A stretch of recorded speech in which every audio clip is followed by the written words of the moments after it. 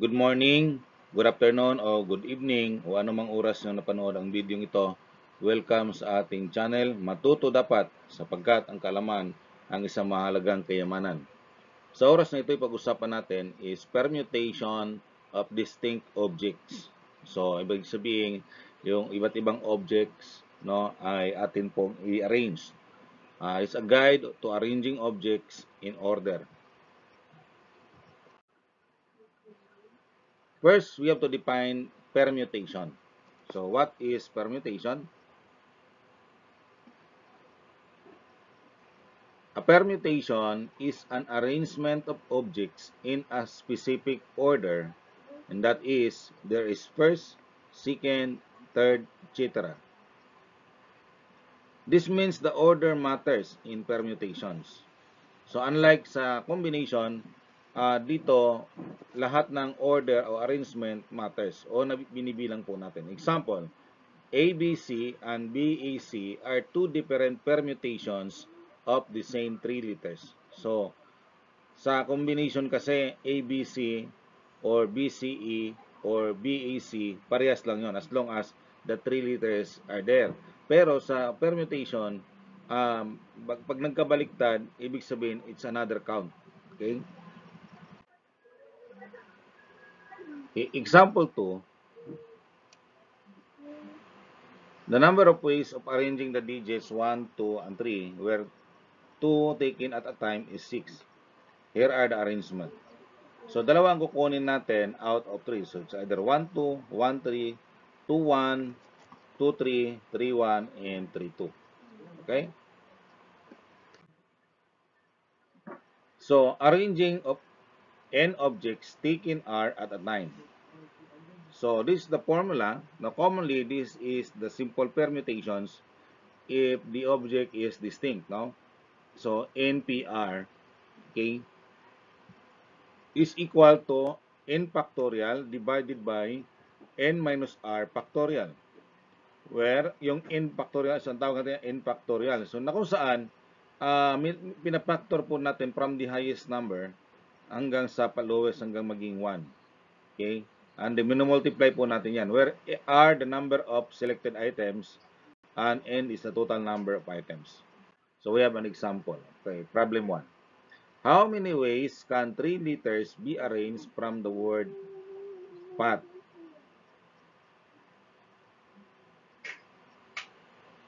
So, ang kukunin po natin, so ang atin pong letter ay pot. So, mayroon po tayong 4 letters. Yun po yung step 1. And step 2, we are choosing 3 at a time. So, n equals 4 and r is 3. So, using the permutation formula, substitute natin doon. So, ang n natin is 4, ang r is 3. So, 4 factorial divided by 4 minus 1 factorial. So, that is 24 ways. So, ang 4 factorial, divide 1 factorial. Okay? Problem 2. How many ways can the 5 starting position on PBA teams be filled with 12 men who play any of the positions? Okay, step 1. There are 12 men who can play any of the positions. So, yung 12 na to, lahat sila pwedeng maglaro, no? Pwedeng mag-point guard, okay, pwede any position doon sa 5 set na player. Okay? May forward doon, di ba? So, kahit saan sila doon, basta pwede itong 12. And then, kukuha ng 5 kasi 5 lang naman ang maglalaro per team. Okay? So, choosing 5 at a time, so n equals 12, r is 5. Okay? Again, we have to substitute the given to the formula. So, ang n is 12, r is 5. So, 12 factorial divided by 12 minus 5 factorial. So, 12 minus 5, that is 7, no? So, 12 factorial divided by 7 factorial. Ang sagot po dyan ay 95,040 ways. Okay? So, ito po yung ginawa natin. Unlike nung kanina, doon sa first exam problem natin, hindi naman natin tinignan yung 4 factorial divide 1 factorial. Kasi ganito po ang nangyayari. Okay? Doon kanina kasi sa 4 factorial divide 1 factorial, that is 4 times 3 times 2. times 1 factorial, cancel lang natin yung 1. So, 4 times 3 times 2. So, kaya nagiging 24 yun. Ngayon, ito po yung nakita natin. So, yung 12 factorial, so, we have to 12 times 11 times 10 times 9 times 8 times 7 factorial divided by 7 factorial. So, ngayon, maka-cancel po natin ito pong 7 factorial. Ayan. So, maka-cancel natin to. So, ang matitira ay 12 times 11 times 10 times 9 times 8. So, ang sagot po dyan ay 95,040 ways. Okay? So, ganun po. So, ibig sabihin, yung pagkuha ng 5 out of the 12, ito po ganun karami yung group na nabubuo. No? Number 2. Permutation of n objects taken are when all items are arranged. So, kanina, from the group, kumuha lang tayo ng iilan na ini-arrange natin. Dito naman, lahat na sila. Okay? So, n factorial divided 0 factorial. Bakit? Kasi ang n natin is equals r. So, diba, ang formula natin, n factorial divided by n minus r. So, kung n minus n, 0. Kaya 0 factorial. Ang 0 factorial is 1. No? So, tingnan natin itong problem 3.